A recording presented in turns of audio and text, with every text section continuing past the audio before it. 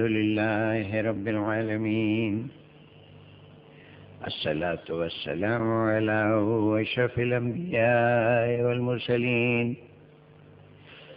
وعلى آله وعترته وأهل بيته الطيبين الطاهرين المعصومين. أما بعد، فقد قال الله تعالى وتباركه في محكم كتابه المبين قوله الحق: بسم الله الرحمن الرحيم. أم يحسدون الناس على ما آتاهم الله من فضله فقد آتينا آل إبراهيم الكتاب والحكمة وآتيناهم ملكا عظيما. صلوات.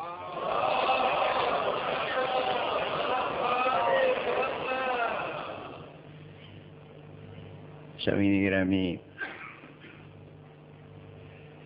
کل کی گفتگو میں عرض کیا گیا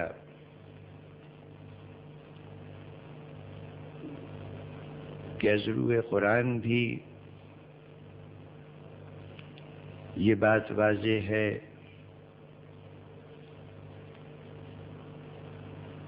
کہ جو لوگ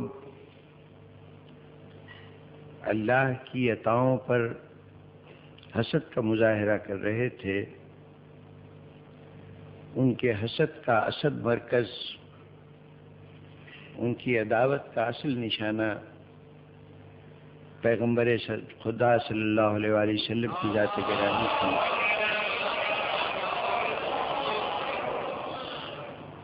اور تاریخ کے جائزے سے بھی اندازہ ہوا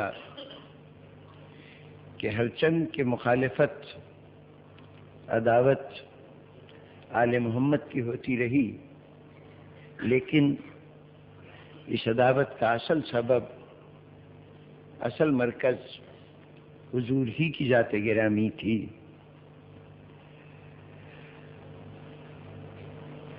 اس عداوت کا رخ حضور کی ذات سے آل محمد کی طرف کیوں منتقل ہو گیا؟ اس کی کچھ اور وجوہات کے علاوہ ایک بڑی وجہ یہ تھی کہ وہ حسد، وہ دشمنی جو 3 پشت پہلے، اسلام کے آنے سے 3 پشت پہلے سے جس حسد کی آگ میں حاسد جل رہا تھا، جب حضور دنیا میں تشریف لائے اور آپ کی تشریف آوری سے پتہ چلا کہ وہ بنی ہاشم جن سے حسد کیا جا رہا تھا، اب اللہ نے بنی ہاشم کو ایک نبی بھی دے دیا ہے، اسی گھرانے میں حکمت و دانائی بھی مل گئی ہے، اور اللہ نے یہ بھی اعلان کیا ہے کہ ایک ملک عظیم کا بھی وہ مالک ہے. اب یہاں ملک عظیم سے یہ نہ سمجھیے گا کہ کوئی بادشاہ پیدا ہو گیا ہے، دنیاوی اعتبار سے کوئی حاکم پیدا ہو گیا ہے. یہ ملک عظیم دنیا کی کسی سلطنت کا نام نہیں ہے، وضاحت کا وقت نہیں ہے اور نہ میرا موضوع ہے کہ میں تفصیل بیان کروں، لیکن بہر طور صرف اتنا کہہ دینا کافی ہے کہ یہ وہ ملک عظیم تھا جہاں ان کے اشارے پر چاند اپنے آپ کو منتشر کر لیتا تھا، ڈوبا ہوا سورج پلٹ کے آ جاتا تھا، ستارے گھر کا طواف کرتے تھے. وہ ملک عظیم، اب یہ سب کچھ جو ملا تو حاسد کے دل میں جو پہلے آگ سلگ رہی تھی اب وہ شعلہ بن کے بھڑکنے لگی. اب تو تمام دشمنی کے لیے اتنا واضح مرکز سامنے آ گیا حضور کی ذات گرامی کہ وہ چاہتا تھا کہ کسی صورت سے ان کو ایسا نقصان پہنچایا جائے کہ ان کی ساری عزتیں، سارے مرتبے خاک میں مل جائیں. یہ اس کا خیال تھا حسد کرنے والے کا. لیکن اب اس بیچارے حاسد کے ساتھ ہمدردی ہی ہوتی ہے کہ جو ساری زندگی یہ خواب دیکھتا رہا کہ کاش وہ اس ذات کو نقصان پہنچا سکے کہ جس کو اللہ نے اتنی باتوں سے نوازا ہے، یہ کچھ تو وہ نہ کر سکا اپنی تمام کوششوں کے باوجود، احد میں، اس سے پہلے بدر میں، پھر خندق میں، خیبر میں، تمام تر کوشش یہی ہوتی رہی کہ کسی صورت سے حضور کے چراغ حیات کو گل کر دیا جائے، ان کے اعزازات کو خاک میں ملا دیا جائے۔ لیکن جب ان سب میں ناکام ہوا تو یہ ناکامی ہی اپنے طور پر بڑی بات تھی۔ اس سے بڑھ کر ستم یہ ہو گیا کہ وہی رسول کہ کل جس کو ختم کرنے کے لیے اس پر فوجیں لے لے کر چڑھا جاتا تھا، دشمن اپنی عداوت کے مظاہرے کے لیے اس گھر میں جہاں رسول نے جا کے پناہ لی تھی وہاں بھی پہنچ کر شورش برپا کرتا تھا اور یہ چاہتا تھا کہ حضور کو نقصان پہنچایا جائے۔ اب آج وہی رسول اتنے طاقتور ہو چکے ہیں کہ بجائے اس کے کہ یہ ان کے گھر پہ حملہ آور ہو، وہ ماضی کے کیے گئے مظالم کا خراج وصول کرنے کے لیے، ظالم سے ظلم کا جواب طلب کرنے کے لیے خود مکے کے اندر تشریف لے آئے ہیں۔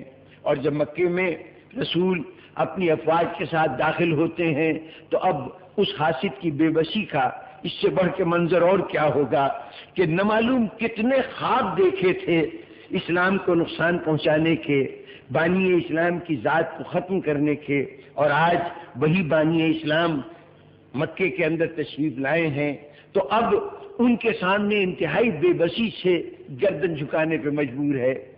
اس میں اتنی غیرت بھی نہیں تھی، اتنی شرم و حیا بھی نہیں تھی کہ بہت سے ناکام لوگوں کی طرح وہ خودکشی کے امکانات پہ غور کرتا، ورنہ موقع تو یہی تھا کہ اس سے بہتر تھا کہ حضور کے سامنے گردن جھکائے۔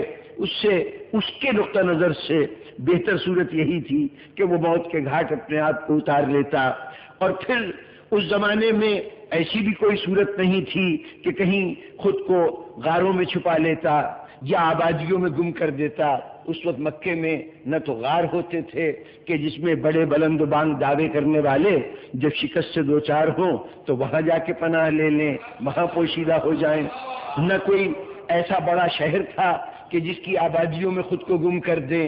مکے کی آبادی بھی اتنی زیادہ نہیں تھی، ایسی پناہ گاہیں بھی نہیں تھیں، یہ بھی نہ کر سکا۔ اور پھر رسول ایسے حملہ آور بھی نہیں تھے کہ وہ اپنے دشمن کو، اپنے اس حملے کو مستقل بنانے کے لیے، اس شہر میں اپنے قیام کو دوام بخشنے کے لیے اپنے حریف، اپنے مخالف کو بظاہر لوگوں کی نگاہوں سے غائب کر کے یہ موقع دے دیں کہ اچھا اس کے تلاش کرنے کے بہانے میں اپنے قیام کو طول دیتا رہوں گا۔ رسول کا بھی ایسا مسئلہ نہیں تھا، کوئی ایسی دشواری رسول کو بھی درپیش نہیں تھی۔ چنانچہ اب وہ بیچارہ حاسد، میں بار بار بیچارے کا لفظ استعمال کر رہا ہوں، اس کی ذہنی کیفیت کو دیکھ کر کہ کتنی تکلیف دہ صورتحال ہے اس کے لیے، 3 پشتوں سے پرورش کی تھی اس دشمنی کی کہ جس کو اب آج اپنے دل میں دبائے ہوئے وہ مجبور ہے کہ کل جس کو مٹانے کے خواب دیکھ رہا تھا اس کے سامنے جا کر امان کے لیے درخواست کرے، یہ درخواست کرے کہ مجھے زندگی کی بھیک دے دی جائے، مجھے بھی زندہ رہنے کا حق دے دیا جائے۔ حضور نے یہ حق تو عطا کر دیا، لیکن اس تمام مرحلے پر کہ وہ بارگاہ رسالت میں آ کے ایمان قبول کر لے، بظاہر شرع اطاعت کو خم کر دے، تو اب یہ نہیں سمجھ لینا چاہیے کہ جہاں زبان پر جملے بدلے ہیں وہاں دل بھی بدل گیا ہے۔ یہ نہیں سمجھ لینا چاہیے کہ ظاہر بدل گیا ہے تو دل میں چھپی ہوئی وہ حسد کی آگ، وہ عداوت کی آگ بھی بجھ گئی ہے۔ وہ عداوت کی آگ موجود ہی نہیں ہے بلکہ اس میں اضافہ ہو گیا ہے۔ اب تو پہلے صرف حسد تھا، ان کی خوبیاں دیکھ دیکھ کر کوڑ رہا تھا، اب تو اس حسد کے اندر اس بات کا بھی اضافہ ہو گیا ہے، اس ندامت کا، اس شرمندگی کا کہ جو اس شکست کے نتیجے میں حاصل ہوئی ہے۔ تو اب نتیجتاً وہ پہلے سے زیادہ خوفناک ہو چکا ہے، پہلے سے زیادہ خطرناک ہو چکا ہے۔ اب وہ اسلام کو اور بانی اسلام کو مٹانا اس کی زندگی کا سب سے بڑا نصب العین ہے، اور مٹانے کے نقطہ نظر سے اس کا ایک ہدف، اصل ہدف تو ذات رسالت ہے اور صفات و کمالات رسالت ہیں، لیکن اب سیدھی سی بات ہے کہ رسول کی ذات کو نقصان پہنچانا اس کے لیے بظاہر سامنے آ کر حملہ کرنا ممکن نہیں رہ گیا، اس لیے کہ اب تو وجود ہی اس وقت تک ہے، اسی وقت تک اس کی زندگی قائم ہے جب تک اپنے کو مسلمان کہتا رہے، اور مسلمان کہے گا تو اس کے لیے یہ بھی ضروری ہے کہ وہ بانی اسلام کے وجود سے براہ راست ٹکر نہ لے۔ تو اب اس کو بہانا چاہیے، کوئی طریقہ چاہیے، کوئی ایسا مقام چاہیے کہ جہاں پر وہ حملہ آور ہو کر اپنے دل کی اس پیاس کو بجھا سکے۔ تو یہاں پر اس کی مدد حضور ہی کے قول سے ہوئی کہ حضور نے کئی مرتبہ ارشاد فرمایا تھا، کچھ شخصیتوں کی طرف اشارہ کیا تھا کہ اگر ان شخصیتوں کو اذیت پہنچے تو یہ اذیت مجھے پہنچتی ہے، اگر ان کو دکھ دیا جائے تو دکھ ہمیں پہنچتا ہے، انہیں کوئی ستائے تو ہمیں ستایا جاتا ہے۔ بس اس نے سوچ لیا کہ جن کو اذیت پہنچنے سے رسول کو اذیت پہنچتی ہے، مجھے ان کو نشانہ بنا لینا چاہیے، اس طرح براہ راست رسول سے تصادم سے بھی بچ جاؤں گا اور رسول کو اذیت پہنچانے میں بھی کامیاب ہو جاؤں گا۔ تو جن کو ستانے سے رسول کو ستانا مراد ہوتا ہے تو ان کو اگر مٹا دیا جائے تو دوسرے لفظوں میں رسول کو مٹا دیا جائے گا۔ باطل کے سامنے وہ دشمن جو عداوت رکھتا تھا، جو حسد رکھتا تھا، اس کے سامنے اب یوں سمجھیے کہ دو ہدف ہیں، دو نشانے ہیں۔ ایک تو یہ کہ رسول کو تو نقصان نہیں پہنچا سکتا، تو رسول کے اس پیغام کو نقصان پہنچائے جس کا نام اسلام ہے، اس سے بھی رسول کو اذیت ہوگی، اس سے بھی رسول کو نقصان ہوگا۔ اگر کسی کا مشن خاک میں مل جائے، ناکام ہو جائے، تو پھر اس کے بعد اس کے وجود کی کوئی اہمیت نہیں رہ جاتی، مقصد ہی فوت ہو گیا۔ جس کام کے لیے اس نے زندگی وقف کی تھی، اگر وہی کام ختم ہو گیا تو اس سے بڑھ کر نقصان کسی ذات کو نہیں ہو سکتا۔ تو ان کا ایک نشانہ تو اسلام ہے، وہ مشن ہے جس کے لیے رسول کام کر رہے تھے، اور دوسرا نشانہ آل محمد ہے۔ کیوں آل محمد ہے؟ خیال رہے کہ رسول کی نگاہ میں سب سے عزیز چیز وہ دین ہے جس کو دنیا میں لے کے آئے ہیں۔ تصور تو یہی ہوتا ہے نا کہ آپ کے بہت پیارے تھے آل محمد، جی ہاں یقیناً پیارے تھے آل محمد، حضور کی ذات گرامی کے لیے آپ کے اہل بیت انتہائی آپ محبوب تھے حضور کی نگاہ میں، لیکن یہ محبت اصلاً محبت نہیں تھی بلکہ وسیلے کی محبت تھی، ذریعے کی محبت تھی۔ اصل محبت تھی اسلام کے ساتھ، اصل محبت تھی اپنے دین کے ساتھ، جو دین دنیا کو دے رہے تھے وہ حضور کا پسندیدہ ترین دین تھا۔ آل محمد سے جو محبت تھی وہ محبت اس رشتے سے تھی کہ اس دین کے محافظ یہی ہیں، اس دین کو بچانے والے یہی ہیں، اس لیے آل محمد سے محبت تھی۔ اور وہ جو حاسد تھے ان کے دل میں جو آل محمد سے عداوت تھی وہ بھی آل محمد سے اصلاً عداوت نہیں تھی بلکہ اسی وجہ سے عداوت تھی کہ ان کی وجہ سے رسول کا دین قائم ہے، ان کی وجہ سے وہ رسول جو ان کا نشانہ بن رہا ہے، جس نے رسول کو وہ نقصان پہنچانا چاہتے ہیں، اس کا مشن اگر دنیا میں باقی ہے تو آل محمد سے ایک دم سے باقی ہے۔ تو اصل مقصود رسول کا بھی یہ ہے کہ ان کا دین بچ جائے، اور اس کے لیے اگر ان کی آل کو قربانی بھی دینی پڑے، اپنے جان کی، اپنے مال کی، تو وہ قربانی دینے میں دریغ نہ کریں۔ رسول نے یہ ٹیم، یہ جماعت جس کو آل محمد، جس کو اہل بیت کہتے ہیں، یہ بنائی اس لیے تھی کہ یہ جماعت حفاظت دین کا کام کرتی رہے۔ تو اب دوسری طرف جو باطل کے علمبردار ہیں، جو عداوت رکھتے ہیں، ان کے پیش نظر اصل نشانہ حضور کے بعد حضور کا مشن ہے، اور اس مشن کے پر حملہ آور ہوتے ہوئے جو شخصیت درمیان میں رکاوٹ بنتی ہیں، جو بیچ میں دیوار بنتی ہیں، جو ڈھال بن جاتی ہیں دین کا، وہ سب سے پہلے نشانہ بنتی ہیں، ان کو ختم کرنے کی کوشش کی جاتی ہے۔ یہ وہ نقشہ ہے میدان جنگ کا کہ جو اسلام کے آنے کے بعد ترتیب پایا کہ دشمن کے سامنے سب سے پہلے آل محمد ہیں، اور آل محمد کی پشت پر، آل محمد کی پناہ میں، آل محمد کے حصار میں، آل محمد کی حفاظت میں حضور کا وہ دین ہے جو اسلام کے ساتھ کے نام سے دنیا میں جانا جاتا ہے۔ ہدف دین ہے، یہ وہ حصار ہیں جو دین کو اپنے پناہ میں لیے ہوئے ہے۔ اب دشمن کے سامنے کیا راستہ ہونا چاہیے، اس نے بہت سوچ کر ایک حکمت عملی تیار کی، ایک منصوبہ تیار کیا، اور وہ منصوبہ یہ تھا کہ ہمیں اسلام کو نقصان پہنچانا ہے تو کیسے پہنچائیں۔ باطل کے ان علمبرداروں نے، ان حسد کرنے والوں نے، ان دشمنان محمد و آل محمد نے اپنے طور پر یہ سمجھ کر کہ رسول نے جو کچھ دنیا میں حاصل کیا ہے اس میں شاید سب سے اہم چیز اقتدار ہے، سب سے اہم چیز حکومت ہے، جیسا ان کا ذہن تھا ویسے ان کی سوچ تھی۔ وہ نبوت تو چھین نہیں سکتے تھے رسول سے، وہ اللہ کے دیے ہوئے فضل و اعزاز کو تو حاصل نہیں کر سکتے تھے، وہ اپنے طور پر تو نبی ہو نہیں سکتے تھے، لیکن اتنا تو کر سکتے تھے نا کہ یہ حکومت، یہ اقتدار، یہ تو ایسی چیز ہے کہ بہت سے طاقتور لوگ اقتدار تک پہنچ ہی جایا کرتے ہیں۔ کسی کے اقتدار پہ پہنچ جانا کسی فضیلت کا مظہر نہیں ہوتا۔ جس اقتدار پر حضرت داؤد اور سلیمان جس تخت پر حکومت کرتے رہے، وہاں پر ایسے بھی لوگ تھے کہ جن کو دنیا آج فرعون کے نام سے جانتی ہے، نمرود کے نام سے جانتی ہے۔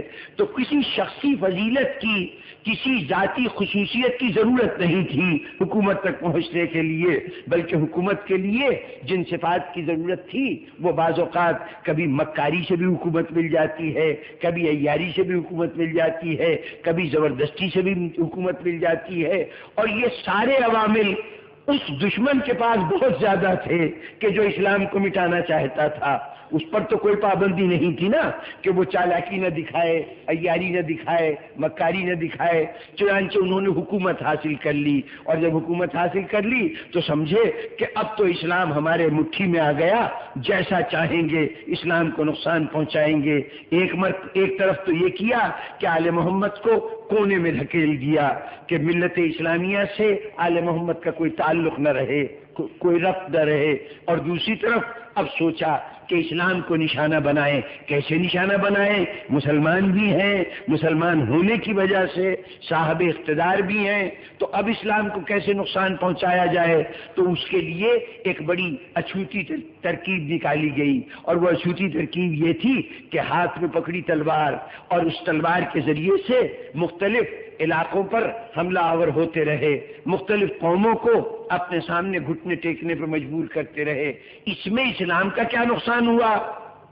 فتوحات وہ کرتے رہے، اسلام کو کیا ضرر پہنچا؟ بنیادی طور پر جب یہ تلوار چلتی ہے نا، جب کسی علاقے کو فتح کیا جاتا ہے، کسی قوم کو غلام بنایا جاتا ہے، تو تلوار چلانے والے کے حصے میں دو چیزیں آتی ہیں۔ ایک چیز آتی ہے وہ مال غنیمت، کہ جو اس قوم کو فتح کر کے وہ دولت جو ان کی دولت ہوتی ہے اسے لوٹ لیا جائے، لیکن ایک دوسری چیز غیر محسوس طور پر لیکن آتی لازمن ہے، دولت آئے یا نہ آئے یہ دوسری چیز لازمن آتی ہے، اور وہ دوسری چیز کیا ہے؟ مفتوح کی فاتح کے لیے نفرت۔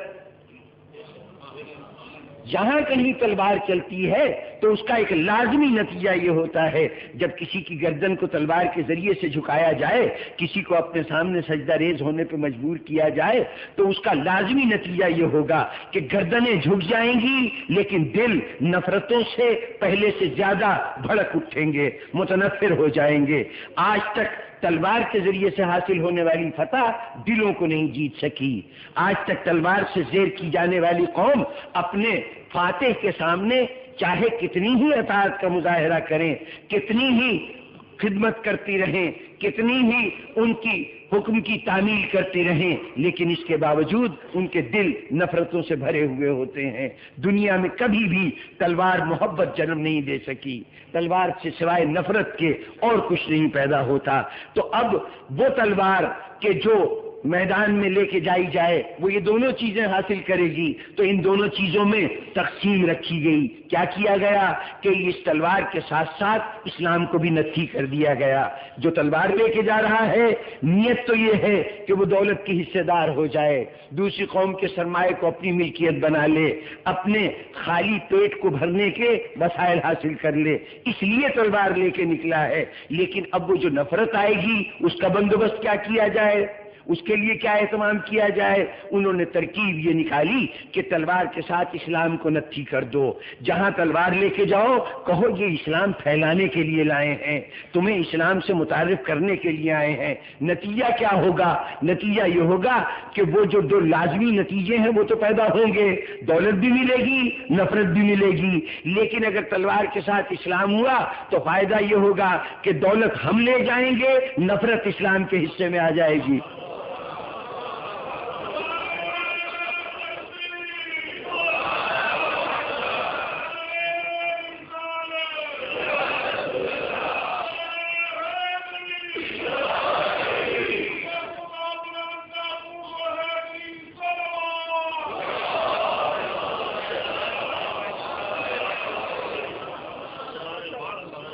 اب یہ پورا نقشہ جنگ کا تیار ہو گیا کہ اب ہم تلوار چلائیں گے، تلوار کے نتیجے میں ہمارے حصے میں تمام تر دولت آتی جائے گی، اور وہ دولت آ گئی، بے حد و حساب آ گئی۔ لیکن اس کے ساتھ ساتھ جہاں تلوار جا رہی تھی، جس علاقے میں جا رہی تھی، جس سرزمین میں جا رہی تھی، جس قوم کی گردن پہ چل رہی تھی، وہ قوم سوائے اسلام سے نفرت کرنے کے اور کوئی جذبہ ان کے دل میں نہیں ہو سکتا تھا۔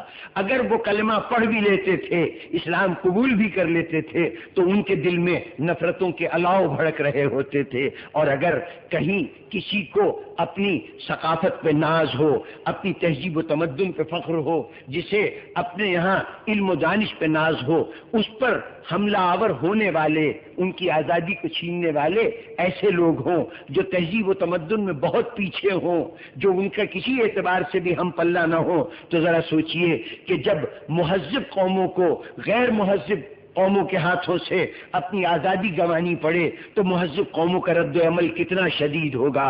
اس لیے کہ صرف انہوں نے زمین کا نقصان نہیں برداشت کیا، اپنی ثقافت کا نقصان برداشت کیا، اپنے تمدن کا نقصان برداشت کیا، اپنے علم و دانش میں ترقی کا نقصان برداشت کیا، اپنی انسانی معاشرے میں جو حیثیت ہے اس کو داؤ پہ لگایا۔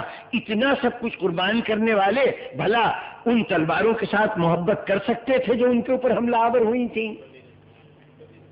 اگر شاہ نامہ اٹھا کے دیکھیے تو فردوسی کئی سو سال کے بعد، ان فتوحات کے کئی سو سال کے بعد فردوسی شکایت کرتا نظر آتا ہے کہ آسمان تیرے اوپر تف ہے کہ تو نے ہمیں اونٹ کی مینگنیوں سے دانے چن چن کے کھانے والوں کو ہم پر مسلط کر دیا ہے، ان لوگوں کو مسلط کر دیا ہے جو صحرا کے یہ گرگٹ، چھپکلی، اس قسم کے جانور گوہ وغیرہ کھا کے جو گزارا کرتے تھے، ان وحشیوں کو تم نے ہمارے سر پہ مسلط کر دیا ہے۔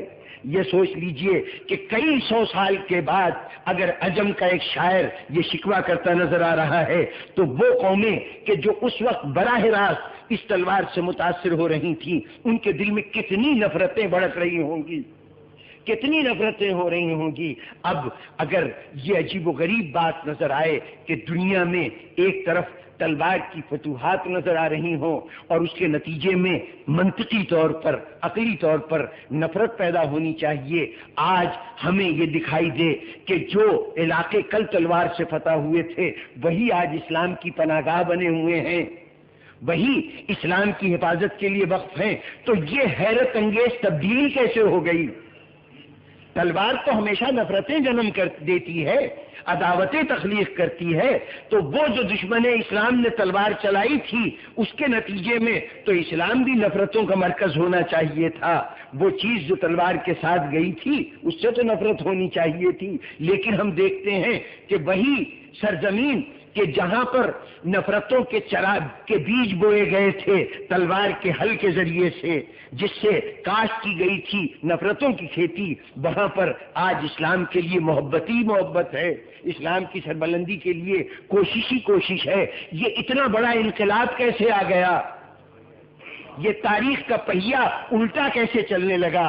تو اب یہاں پر آپ کو دیکھنا پڑے گا کہ جہاں دشمن اپنی سازش کر رہا تھا وہاں وہ جن کو اسلام کا محافظ قرار دیا گیا تھا وہ اپنی منصوبہ بندی کر رہے تھے، وہ اپنا اہتمام کر رہے تھے، وہ جانتے تھے کہ تلوار ہمیشہ نفرتوں کو جنم دیتی ہے، لیکن اس کے ساتھ ساتھ وہ یہ بھی جانتے تھے کہ نفرتوں کو محبت میں بدلنے کے لیے کیا کرنا چاہیے۔ وہ جانتے تھے کہ جہاں نفرت نفرتیں کثیر مقدار میں موجود ہوں، ان نفرتوں کو محبت میں بدلنے کے لیے صرف ایک ذریعہ ہوتا ہے، اس ذریعے کا نام ایثار ہے، اس ذریعے کا نام قربانی ہے۔ چنانچہ ایک طرف سے تلوار چلتی رہی خون بہانے کے لیے، نفرتوں کو پیدا کرنے کے لیے، دوسری طرف سے ایسی ایک فوج تیار کی گئی کہ جہاں ضرورت ہو وہاں جا کے وہ قربانی دیتے رہیں تاکہ نفرتوں کو محبت میں تبدیل کرتے رہیں۔ سوچئے 150 سال تک نفرتوں کی کاشت ہوتی رہی عجم میں۔ جب عجم کو فتح کیا گیا ہے تو اب کیا نتیجہ نکل رہا ہے؟ جا جا کر وہ لوگ کہ جو تہذیب و تمدن کے اعتبار سے انتہائی پست تھے، انہوں نے اس تہذیب کا مذاق اڑانا شروع کیا۔ اس تہذیب کی کیفیت یہ تھی کہ اگر وہاں کا کوئی قالین شاہی دربار میں پہنچ جاتا ہے تو وہاں پر قیدی بھی سامنے کھڑے ہوئے ہیں، وہ یہ دردناک منظر دیکھتے ہیں کہ وہ قالین جو بڑی محنتوں سے تیار کیا گیا تھا، جو انسانی فن صنائی کا ایک شاہکار تھا، کہا جاتا ہے اسے لوگوں میں تقسیم کر دو۔ کیسے تقسیم کر دو؟ لوگ تو بہت سے ہیں، ایک قالین کیسے بانٹا جائے؟ تو کہا گیا اس کے ٹکڑے ٹکڑے کر دو، ایک ایک بالش کا ٹکڑا سب کے اندر بانٹ دو۔ جن کی صنعتوں کے کمال نے اس فن پارے کو تخلیق کیا تھا، وہ اس دردناک انجام کو دیکھ کر کسی مصور کی تصویر کو پھاڑ کر ٹکڑے ٹکڑے بانٹ دیجئے، کسی شاعر کے، کسی کلام کے ایک ایک مصرے کو لوگوں میں تقسیم کر دیجئے، کسی قالین باغ کی بنائے ہوئے قالین کو ٹکڑے ٹکڑے کر کے بانٹ دیجئے۔ یہ چیز کو تقسیم کرنا ہوا یا ضائع کرنا ہوا؟ جنہوں نے یہ دردناک منظر دیکھا تھا وہ اس وقت بھی رو رہے تھے اور حاکم وقت سے کہہ رہے تھے آپ اس پورے قالین کو کسی ایک کو دے دیجئے، یہ تقسیم نہ کیجئے۔ اس نے کہا نہیں، ہم تو انصاف کرتے ہیں، ہم تو عدالت سے کام لیتے ہیں۔ جہاں عدالت کا مطلب دوسروں کی تہذیب کے ٹکڑے ٹکڑے کر دینا ہو،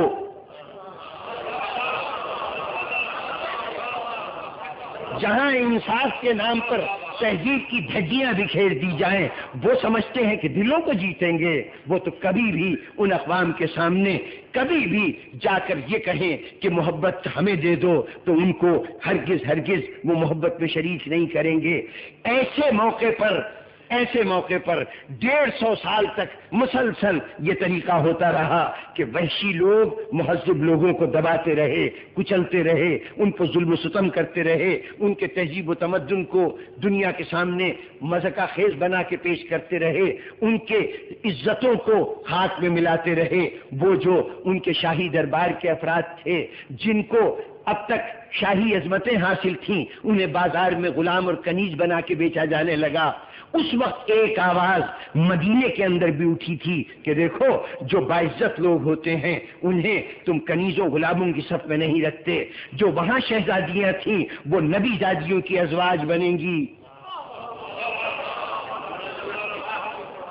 جو وہاں باعزت ہے تم تو ذلیل کرنے کے لیے لائے ہو نا، لیکن وہ جو ایثار کے ذریعے سے دلوں کو موہ لیتے ہیں، وہ جو قربانیوں کے ذریعے سے نفرتوں کو محبتوں سے بدلنا چاہتے تھے، انہوں نے آگے بڑھ کے وہ جنہیں ٹھکرایا گیا تھا انہیں سہارا دے دیا، جنہیں پستی میں ملایا جا رہا تھا ان کو بلند کر لیا، جن باعزتوں کو بے عزت کیا جا رہا تھا انہیں پچھلی عزت سے بڑھ کر عزتوں کا تاج پہنا دیا۔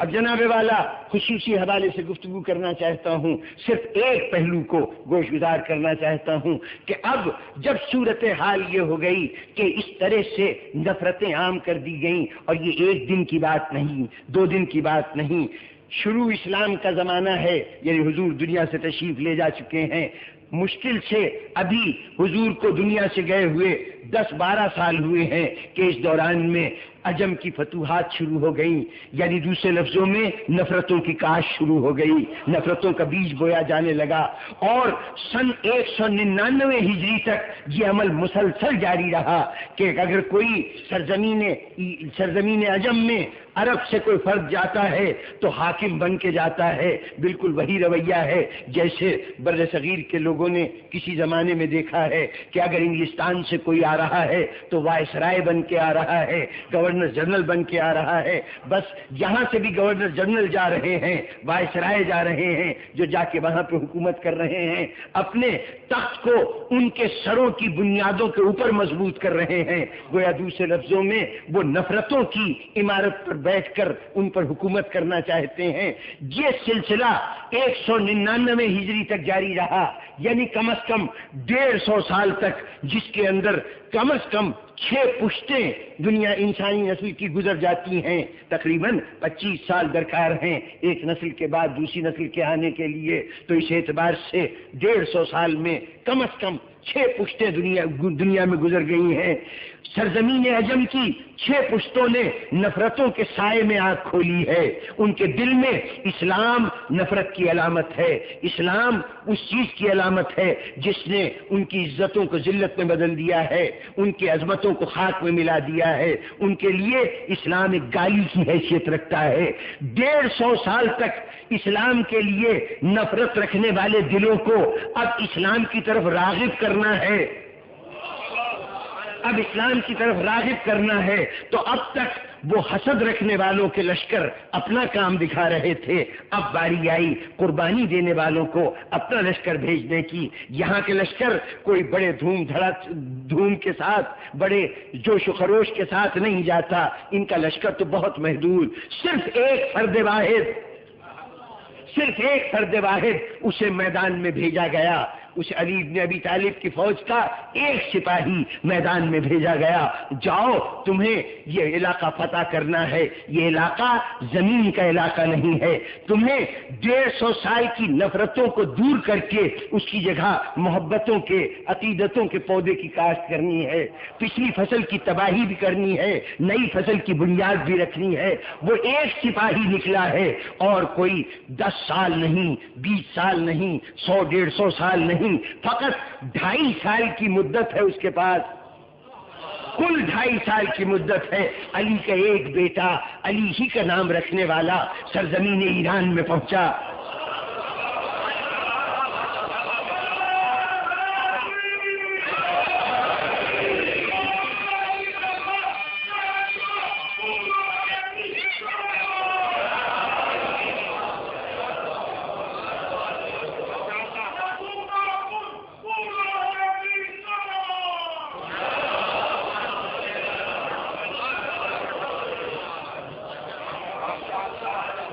علی کے ایک بیٹا اس سرزمین میں پہنچا جہاں نفرتیں اس کا استقبال کرنے کے لیے تیار تھیں، جہاں عداوتیں رگوں میں خون بن کے دوڑ رہی تھیں، وہاں پہنچا۔ اب نہ معلوم کس طرح اس نے ان زخموں پہ مرہم رکھا، نہ معلوم کیسے اس نے عداوتوں کے اس درخت کو جڑ سے اکھاڑا اور محبتوں کا بیج بویا۔ ہمیں وہ پوری تفصیل کا اندازہ نہیں ہے کہ کیا کیا کچھ کیا ہے، یہ تو اب اگر زندگی کے سارے مراحل کو دیکھیے تو پتہ چلے گا کہ کیسے رشتے استوار کیے، جا کے رابطے قائم کیے۔ دیکھو یہ رنگ و نسل کا کوئی فرق نہیں، یہ عربی اجمی تو بڑی دور کی بات ہے، میں عرب کے سب سے بڑے فضیلتوں کے حامل خاندان کا فرد ہوں، مجھ سے بڑا صاحب عظمت تو کوئی نہیں ہے، لیکن میں تم سے یہ کہہ رہا ہوں کہ مجھے بھی کوئی عظمت حاصل نہیں ہے اس بات پر کہ میں اولاد رسول میں سے ہوں، اگر مجھ میں کردار نہ ہو، اگر میری ذات میں تقوی نہ ہو۔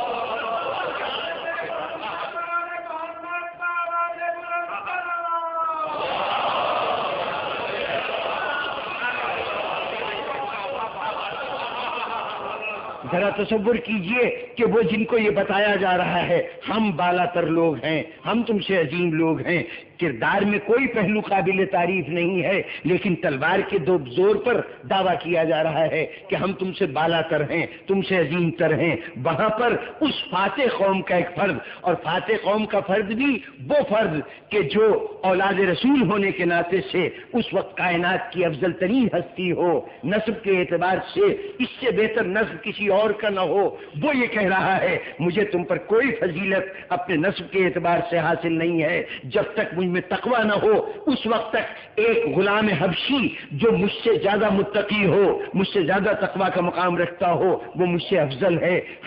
یعنی نسل کی برتری کوئی اہمیت نہیں رکھتی۔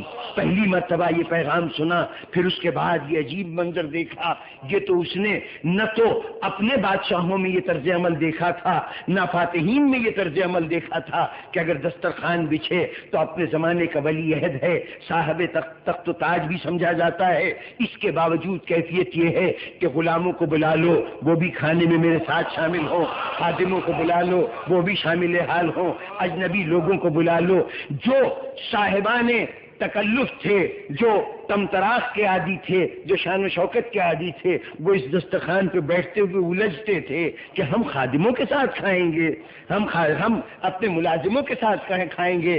تو امام اس پر فرمایا کرتے تھے کہ کس بات پر تم نازاں ہو، ارے ایک ہی آدم کی تو یہ بھی اولاد ہے جس کی تم اولاد ہو۔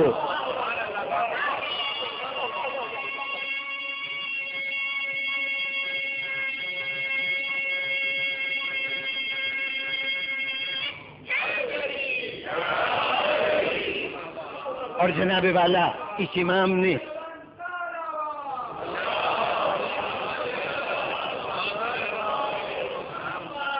دلوں کو موہنے کے لیے ایک اور عجیب نظام کیا۔ اس سے پہلے واقعہ کربلا تھا، اور واقعہ کربلا کا تذکرہ بھی ہوتا تھا، ذکر حسین بھی ہوتا تھا، اہل بیت کے پاس لوگ جاتے تھے، جو بھی ذات موجود ہوتی تھی ان کے حضور میں حاضر ہو کر شعراء کلام بھی سناتے تھے، ذکر حسین بھی ہوتا تھا۔ لیکن یہ پہلا موقع ہے کہ اب امام نے عزائے حسین کو باقاعدہ ایک عوامی حیثیت دے دی۔ اب صورتحال یہ ہے کہ خواص بھی شامل ہوں، عوام بھی شامل ہوں، باقاعدہ شعراء آتے ہیں، مجمع جمع کیا جاتا ہے، وہ مرثیہ حسین کا پڑھتے ہیں، اور اس میں کوئی قید نہیں ہے، عوام وہ بھی آ سکتے ہیں، خواص وہ بھی آ سکتے ہیں، اور صرف یہ ضروری نہیں کہ امام کے گھر میں فرش عزا بچھے، بلکہ جہاں بھی کوئی چاہے ذکر حسین کی محفل سجا لے۔ اگر کبھی امام کو اطلاع مل جائے تو خود وہاں تشریف لے جاتے ہیں۔ آج جو آپ اس اجتماع کو مجلس کا لفظ دیتے ہیں، یہ جو مجلس کا لفظ دیا گیا ہے یہ بھی امام کی عطا ہے، اسی 8ویں امام نے یہ نام دیا ہے اس اجتماع کو کہ وہ مجلسیں کہ جس میں ہمارے مصائب کے تذکرے پر آنکھوں میں آنسو آتے ہیں، یہ آنکھیں جو یہاں سوگوار ہوتی ہیں، اس دن ان آنکھوں میں فرحت اور خوشی ہوگی جس دن سب کی آنکھیں سوگوار ہوں گی۔ قیامت کے دن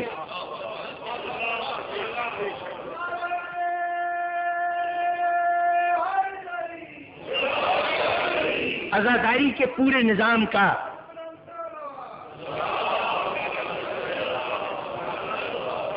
عزاداری کے پورے نظام کا تحفظ کرنا امام کا کام تھا۔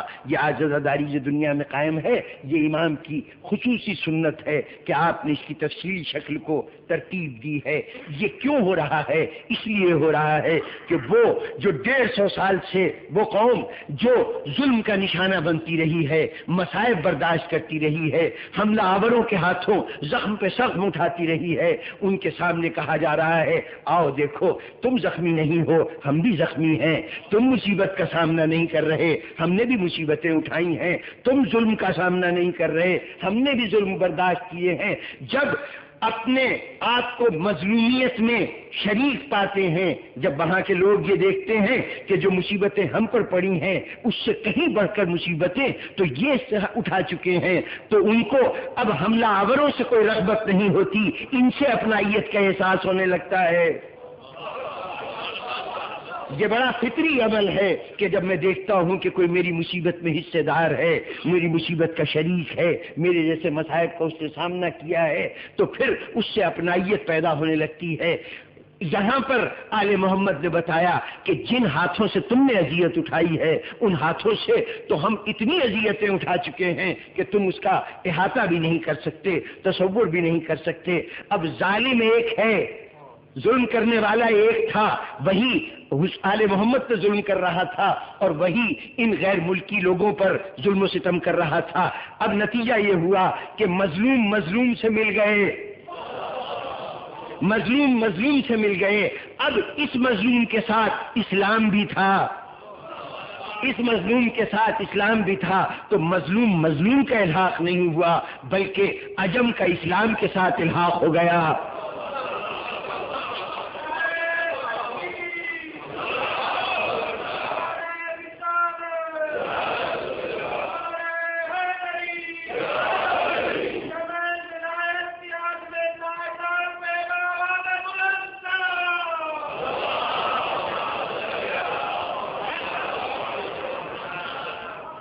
ایک کارنامے کی طرف حوالہ دوں کہ کس طرح سے ان کی کیا کیا عظیم کام ہیں جو انہوں نے سر انجام دیے۔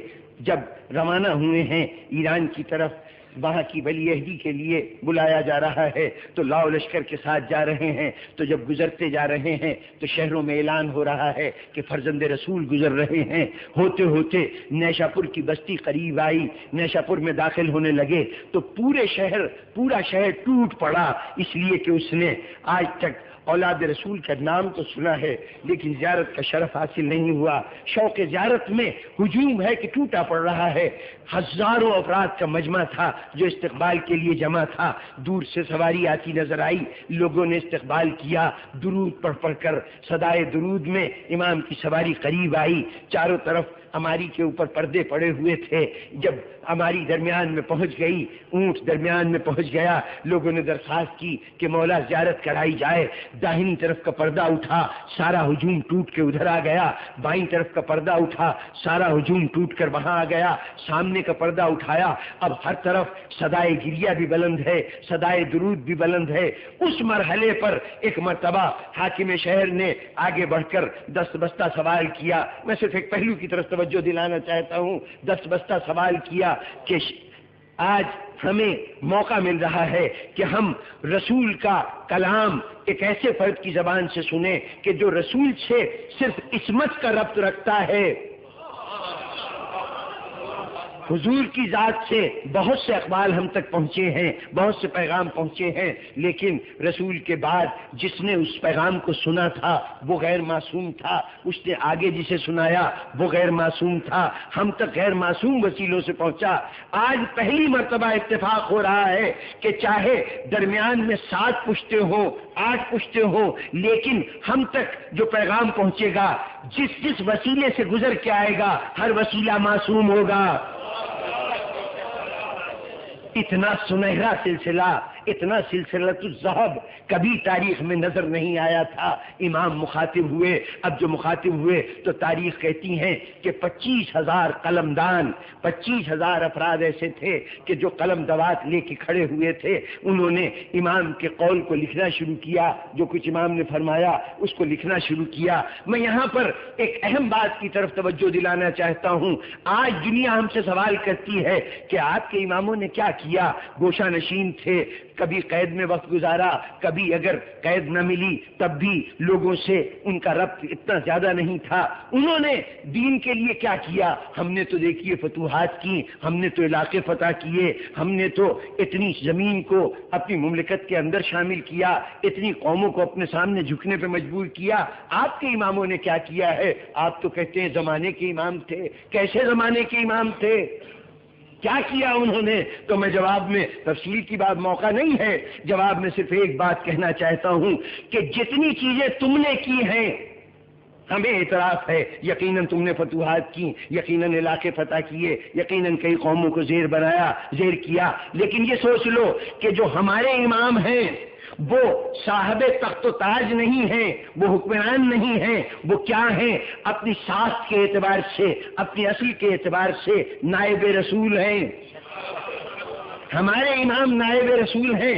تم نے وہ کام کیے جو اس سے پہلے فاتحین کرتے رہے، اس سے پہلے صاحبان تخت و تاج کرتے رہے، وہی تم نے کیا ہے نا، لیکن انہیں وہ کام کرنے ہیں کہ جو رسول کو کرنے تھے۔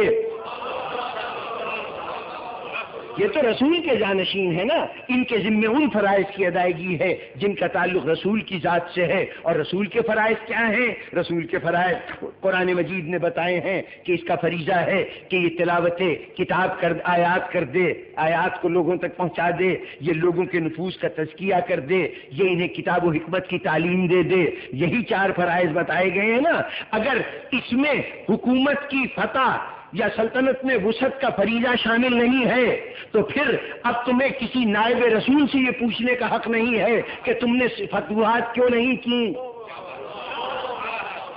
اگر رسول کے فریضے میں فتوحات شامل ہوتی تو پھر آپ ان سے بھی پوچھ سکتے تھے کہ کیسے نائب رسول ہو، رسول کا کام تھا فتح کرنا، تم نے فتح نہیں کیا۔ رسول کا کام تھا دوسری قوموں کو غلام بنانا، تم نے کسی قوم کو غلام نہیں بنایا، تب تم پوچھ سکتے تھے۔ لیکن اگر رسول کے فرائض میں یہ بات شامل ہی نہیں تو تمہیں تو پوچھنے کا حق نہیں، بلکہ ہم پوچھیں گے کہ یہ بتاؤ کہ جن کو تم جانشین رسول کہتے ہو انہوں نے تلاوت کتاب کے لیے کیا کیا، انہوں نے کتاب و حکمت کی تعلیم کے لیے کیا کیا، انہوں نے تزکیہ نفوس کے لیے کیا کیا؟ اور اگر کچھ نہیں کیا تو کسی اور کے جانشین ہوں گے، کسی ہٹلر کے، کسی چنگیز کے، کسی ہلاکو کے جانشین ہوں گے، رسول کے جانشین نہیں ہو سکتے۔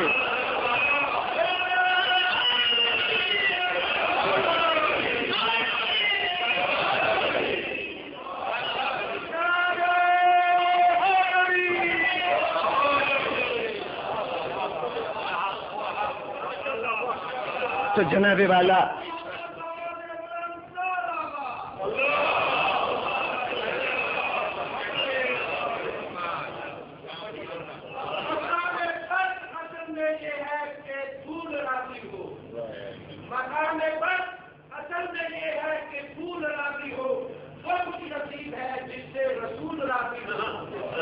جس کو کہو گے مان لے گے رضی اللہ، مگر شرط یہ ہے جس سے بطول راضی۔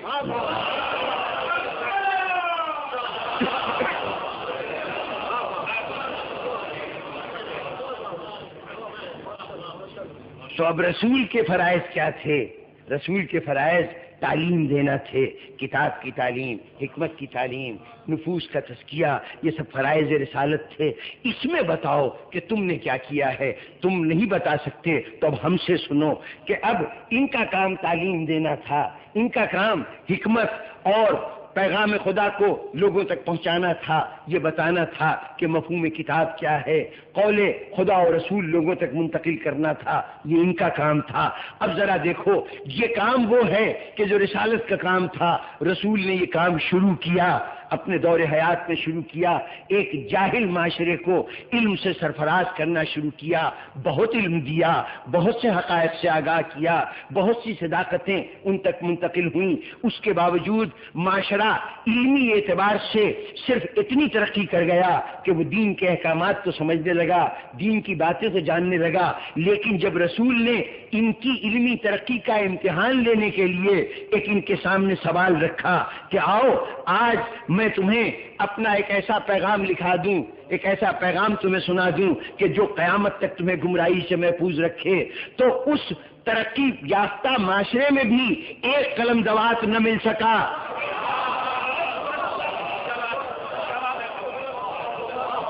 یہ نہیں کہ رسول ناکام رہا تھا، رسول نے بہت تعلیم دی تھی، بہت علم دیا تھا، لیکن اب کیا کیجئے کہ یہ علم ابھی تک اس مقام تک نہیں پہنچ سکا کہ رسول کا قول لکھنے کے لیے ایک قلم دوات مل سکے۔ اب اگر آپ پوچھنا چاہتے ہیں کہ تمہارے اماموں نے کیا کیا تو سن لیجئے کہ آج رسول کو دنیا سے گئے ہوئے تقریباً 200 سال گزر چکے ہیں، رسول کا ایک فرزند رسول کا ایک قول لکھانے جا رہا ہے۔ جس مسلم معاشرے میں ایک قلم دوات نہیں ملا تھا وہاں 25,000 قلم دوات پیش کیے جا رہے ہیں۔ یہ کارنامہ ہے ہمارے امام کا۔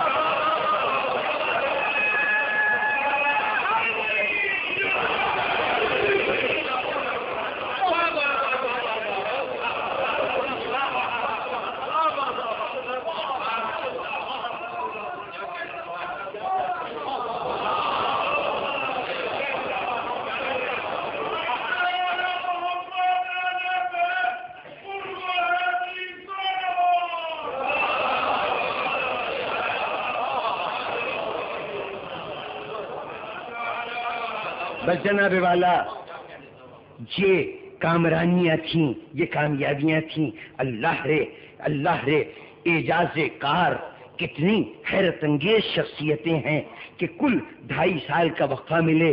اس 2.5 سال کے زمانے میں کون کون سے کام سر انجام دینے پڑے. بظاہر دنیا نے یہ سمجھا کہ بس اب جس مقصد کے لیے ہم نے انہیں بلایا ہے وہ مقصد تو پورا ہو چکا، انہیں ختم کر دیا جائے. دنیا سمجھ رہی ہے کہ یہ شاید اس کا مقصد پورا کرنے کے لیے آئے ہیں.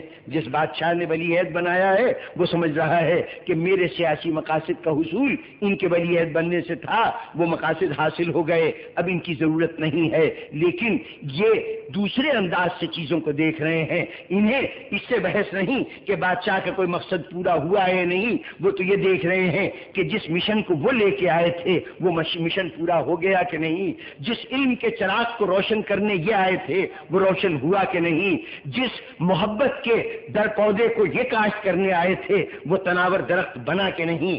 جب اطمینان ہو گیا کہ میں نے اسلام کے لیے محبت کو اتنا مستحکم یہاں پر اس کی بنیادوں کو اتنا مستحکم کر دیا ہے کہ اب قیامت تک اس سرزمین سے اسلام سے نفرت کرنے والا کوئی پیدا نہیں ہوگا. جتنے پیدا ہوں گے صرف محبت کرنے والے نہیں بلکہ اسلام کو جب قربانی کی ضرورت پیش آئے گی انہی کے پروردہ یہی نسل آگے بڑھ کر قربانیاں دے گی. جب یہ یقین ہو گیا تو اب گویا سامان سفر کا وقت آ گیا. ادھر حاکم یہ سمجھ رہا ہے کہ ہم نے اپنی غرض حاصل کر لی، اب انہیں زندہ نہیں رہنا چاہیے. چنانچہ اس پردیس میں کہ جہاں یہ امام تنہا گیا تھا وہ وقت آ گیا کہ آپ کے قتل کے اہتمام ہونے لگے.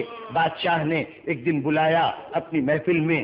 جانے سے پہلے اپنے خادم ابو سلط سے کہا دیکھو جا رہا ہوں لیکن اگر میں واپسی میں اس طرح آؤں کہ چادر سے میرا چہرہ چھپا ہوا ہو تو سمجھ لینا کہ بس میرے آخری لمحے آ گئے. میں اپنے خوابگاہ میں چلا جاؤں گا، مجھ سے کلام نہ کرنا، اس کے بعد دروازہ بند کر دینا. اور اس کے ساتھ یہ بھی فرمایا کہ دیکھو میرے غسل و کفن میں جلدی نہ کرنا، میرا غسل و کفن کرنے والا کوئی ہے جو آئے گا. بس بزرگان محترم چند جملوں کی زحمت دوں گا.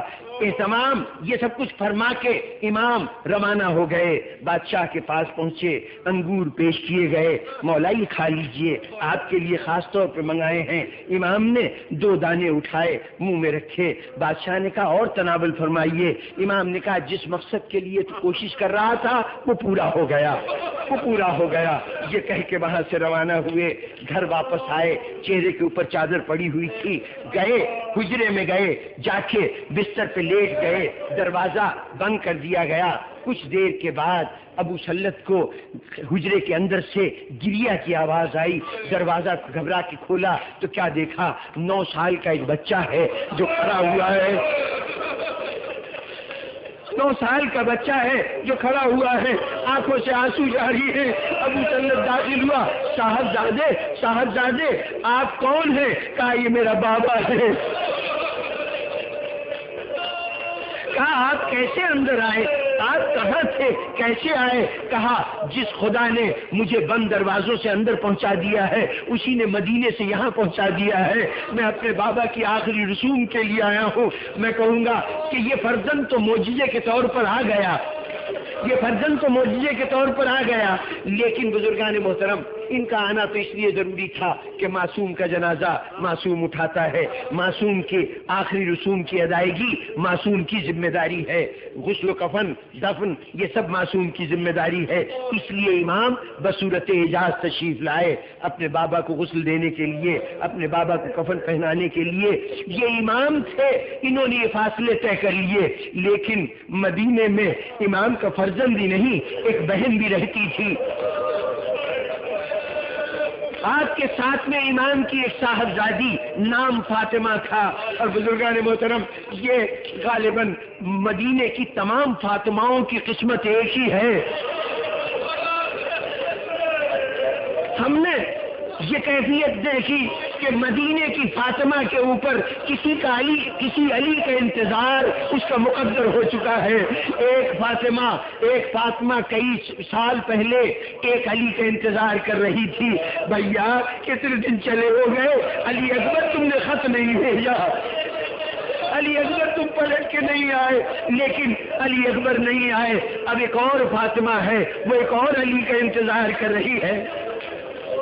سنا کہ بھیا کو ولی عہد بنا دیا گیا ہے، سنا کہ بھیا کے نام کا سکہ چل رہا ہے، سنا کہ بھائی کے نام کا خطبہ پڑھا جاتا ہے، سنا کہ بھائی کا بڑا جاہو جلال ہے۔ جانتی تھی کہ میرے بھائی کے مرتبے میں یہ ظاہری جاہو جلال کوئی اضافہ نہیں کر سکیں گے، لیکن اس کے باوجود بہن کا دل تھا، چاہتی تھی وہ بھی تو دیکھے، بھائی کی شان و شوکت کو دیکھے، بھائی کے مرتبے کو دیکھے۔ اکثر کہتی تھی بھیا مجھے بھی تو دکھاؤ کہ تم کس طرح سے تخت حکومت پہ بیٹھتے ہو، میں بھی تو دیکھوں کہ کس طرح لوگ آ کے تمہارے سامنے سر نیاز جھکاتے ہیں۔ یہ تمنا تھی بہن کی، ہر محبت کرنے والی بہن ایسے ہی جذبات رکھتی ہے۔ جب بھائی کی طرف سے کوئی جواب نہ ملا تو آخر بہن ایک دن مجبور ہو گئی محبت کے ہاتھوں۔ یہ فاطمہ صغریٰ کی طرح بیمار نہیں تھی، توانا ہاتھ پیر تھے، اس لیے تمنا ظاہر کی کہ میں اپنے بھائی کے پاس جانا چاہتی ہوں۔ ایک قافلہ ترتیب دیا گیا، تقریباً 40 کے قریب آدمی اس قافلے میں شامل ہوئے۔ جناب فاطمہ بنت امام موسی کاظم روانہ ہوئی، اپنے بھائی سے ملاقات کے لیے منزلوں پہ منزلیں طے کرتی جا رہی تھی۔ حدود ایران میں پہنچی، اسی شہر نیشا پور سے گزری کہ جہاں بھائی نے رسول کی ایک حدیث سنائی تھی، وہاں سے آگے بڑھی، قم کے مقام پہ پہنچی، اور جب قم کے مقام پہ پہنچی بزرگان محترم، تو اب وہاں پر پورا شہر اسی طرح استقبال کے لیے آیا جیسے امام کے استقبال کے لیے نیشا پور کے لوگ آئے تھے۔ پورا قم کا شہر امٹ پڑا شہزادی کے استقبال کے لیے، لیکن وہاں خصوصیت یہ تھی کہ صرف علماء آئے تھے، صرف عوام میں مرد آئے تھے۔ آج کیفیت یہ ہے کہ عورتوں کا ہجوم ہے، عورتوں کا ہجوم ہے، مرد ساتھ ہے لیکن بہت پیچھے پیچھے۔ نبی دادی آ رہی ہے، نبی دادی آ رہی ہے، کہیں بے ادبی نہ ہونے پائے، کہیں کوئی گستاخی نہ ہونے پائے، صرف بیویاں آگے ہیں۔ لیکن ایک عجیب بات تھی، فاطمہ دیکھ دیکھ کے حیران ہوتی نہیں۔ وہ عجیب بات کیا تھی؟ عورتیں آ رہی ہیں تو سر سے پیر تک سیاہ پوش، مرد آ رہے ہیں تو سر سے پیر تک سیاہ پوش۔ بیوی حیران ہے کہ کیا ان کا لباس سیاہ ہوتا ہے، یہ کیا بات ہے، یہ انہوں نے سیاہ کپڑے کیوں پہنے ہیں؟ اتنے میں حاکم شہر کی زوجہ آگے بڑھی، شہزادی ہم سب کی درخواست ہے کہ یہاں تشریف لائی ہیں تو کچھ دیر ہمارے شہر میں قیام کیجئے، کچھ دیر یہاں ٹھہر جائیے۔ بی بی نے رضامندی ظاہر کی، خیمے لگائے گئے، شہزادی کو اتارا گیا، خیمے کے اندر لے جا کے بیٹھایا گیا۔ اب بیبیاں خدمت میں حاضر ہوئی۔ اب جب بیوی بیٹھ گئی تو اس وقت اب وہ جو الجھن تھی ذہن میں، وہ زبان پہ سوال بن گئی، اے بیویو کیا بات ہے، تم نے سیاہ کپڑے کیوں پہن رکھے ہیں؟ کیا تمہارا کوئی امیر، کوئی سردار، کوئی بڑا مر گیا ہے؟ کس کے سونگ میں سیاہ کپڑے پہنے ہیں؟ اب یہ سننا تھا کہ اس بیوی سے تو کچھ نہیں کہا گیا۔ خیمے کے باہر جا کے اپنے شوہر کو آواز دی، جس نے خیمے کے باہر کھڑے ہو کے کہا، اے بیوی اپنے بھائی کی تعزیت قبول کیجیے۔ آپ کا بھائی دنیا سے رخصت ہو گیا۔ میں اتنا سننا تھا، ایک مرتبہ چونکی، کہا اچھا میرا بھائی مر گیا، میرا بھائی شہید کر دیا گیا، ذرا یہ تو بتاؤ کہ میرے بھائی کا جنازہ کیسے اٹھا تھا، جنازہ کیسے اٹھا تھا؟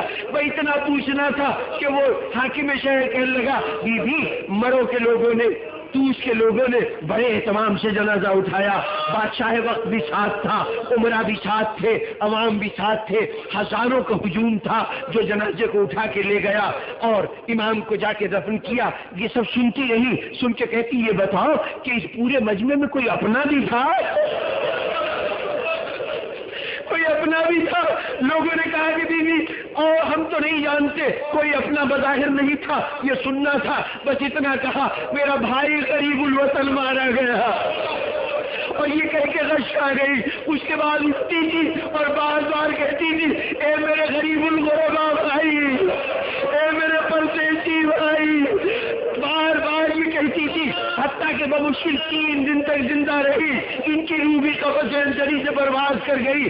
میں کہوں گا بیوی آپ کو تو یہی صدمہ ہے نا کہ آپ کا بھائی غریب الوطن تھا،